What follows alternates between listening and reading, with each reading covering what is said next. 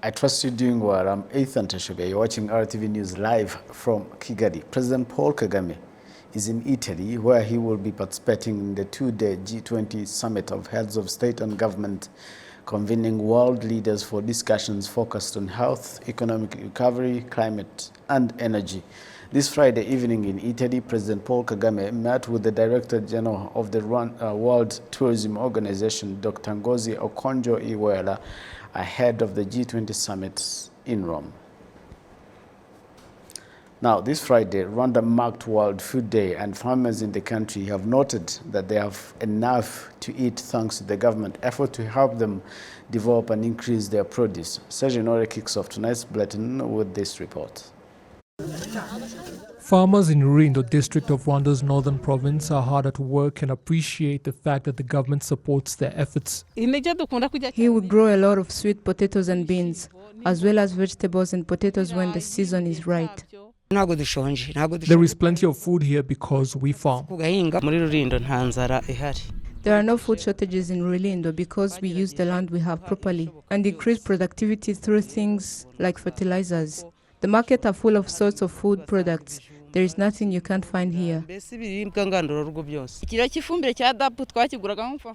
used to buy our DAP fertilizers at 480 Rwandan francs per kilo, and now we have to pay 620. And now NKP costs as much as 740 Rwandan francs per kilo. We are therefore asking for advocacy to lower those prices to what they used to be so that we can continue using fertilizers.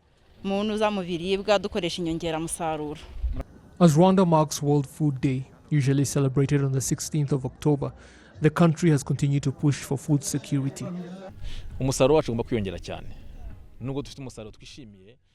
Productivity must increase, even though it is currently not bad. There are certainly things the government is doing to make that happen, that you cannot ask local farmers to tackle on their own, such as the widespread production of pesticides or the multiplication of quality planting seeds. Therefore, the government will continue to raise productivity and fight anything that may seek to lower it. The cost of the fertilizers has spiked because of the effects of the COVID-19 pandemic, and the government has shielded farmers from the full force of those hikes by providing subsidies. We are closely monitoring global prices and laying down strategies to increase the help we provide for our farmers.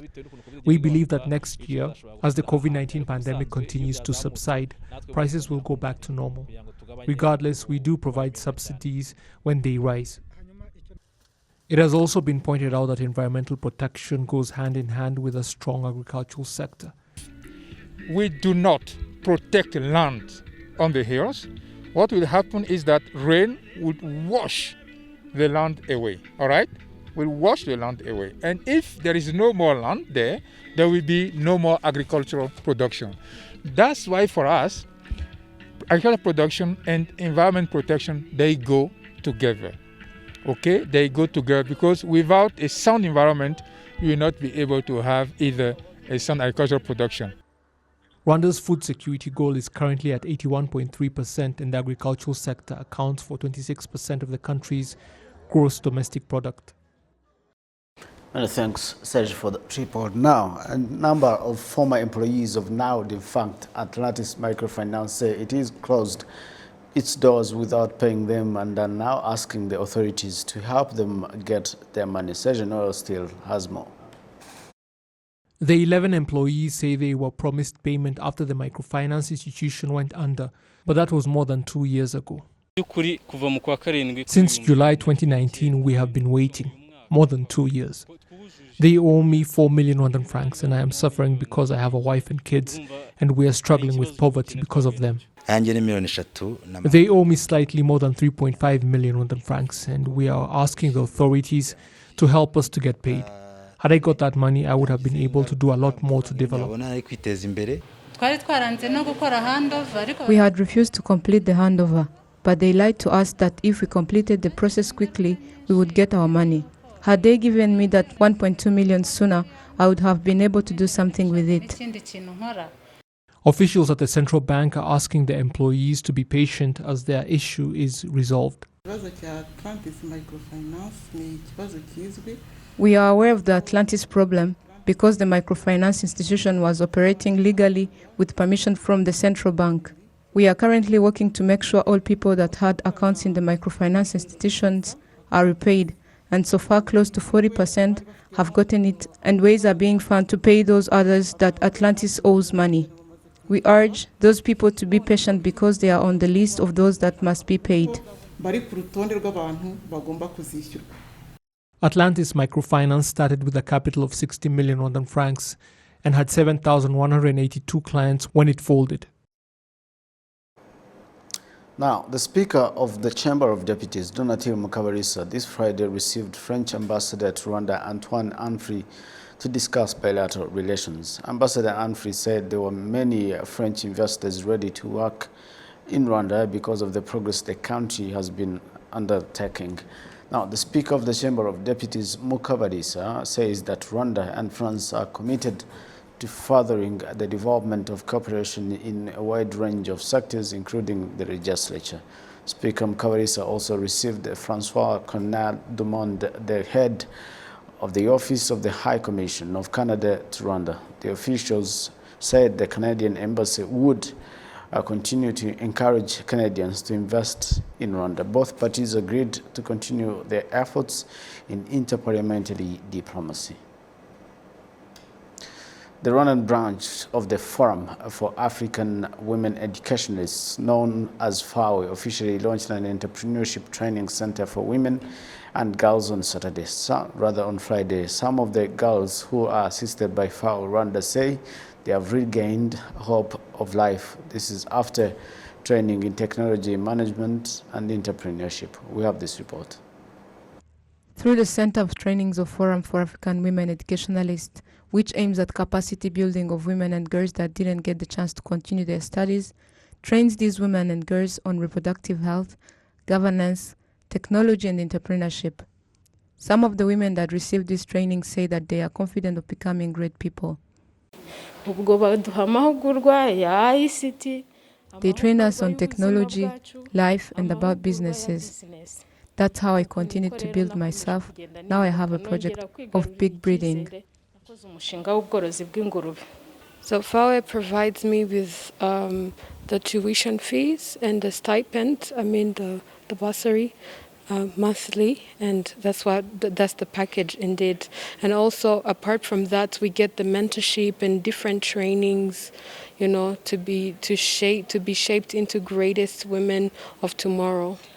Forum for African Women Educationalists branch in Rwanda usually has different programs aimed at improving girls' education.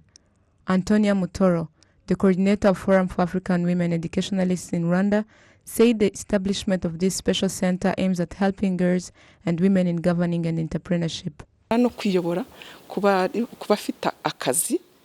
We teach them to support them because the government encourages women and girls to govern. That is why we give them lessons about governance, because most of the times they practice it without having knowledge about it. So we want to teach them how to govern.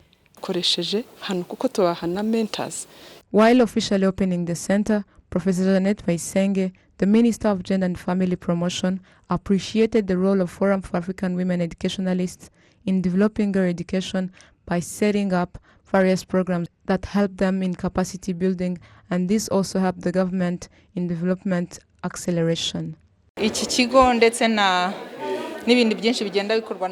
This center and other centers funded by partners help the government to achieve its goals in short and long terms, as we know it in the program of the government of 7 years, including job creation of about 1.5 million, and it focused on the youth and women. Since 2020, this center has trained about 176 people, the goal being to train at least 1,200 in 3 years. Olive Nete, RwandaTV News. Many thanks, Olive, for that report. Now, with the effects of COVID-19 pandemic forcing many businesses to go online, they are now faced with the many cyber threats, and they're now, as they were previously accustomed to. To this end, a cyber security meetup was organized that brought together officials, the private sector, and security experts to ensure cyber security in the country. Derek Mohanji with more. a student at the College of Science and Technology of the University of Rwanda, notes the importance of adapting to technological advancements. Student, I can say what we are trying to do, we are running and we will keep running because technology keep advancing, and we have to give all our efforts so that we can fight against cyber crimes. The Chief Executive Officer of Broadcasters of Information, Communication and Technology says the meeting was organized to highlight the role of the participants in the cyber security.